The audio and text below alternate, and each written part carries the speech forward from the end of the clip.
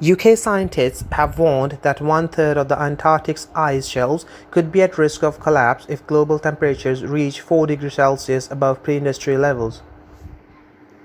The coasts of Antarctica are surrounded by the permanent floating sheets of ice, but as much as 34% of the area, roughly 500,000 square kilometers, could break away from the land if temperature continued to rise.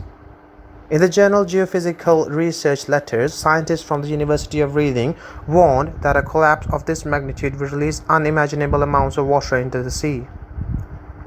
Gilbert, a research scientist in the University of Reading's meteorology department, described ice shelves as important buffers that prevents glaciers on land from flowing into the ocean and contributing to rising sea levels.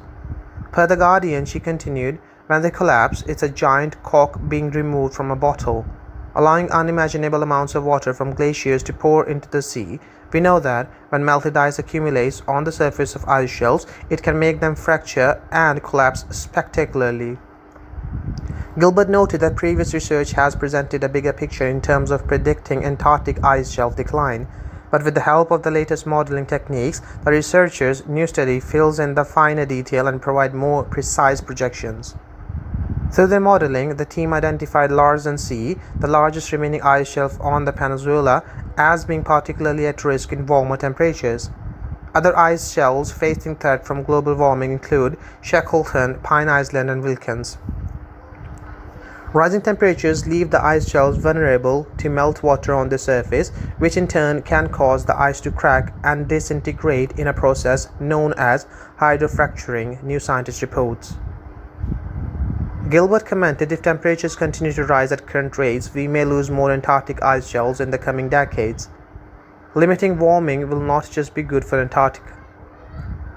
Preserving ice shelves means less global sea level rise, and that's good for us all.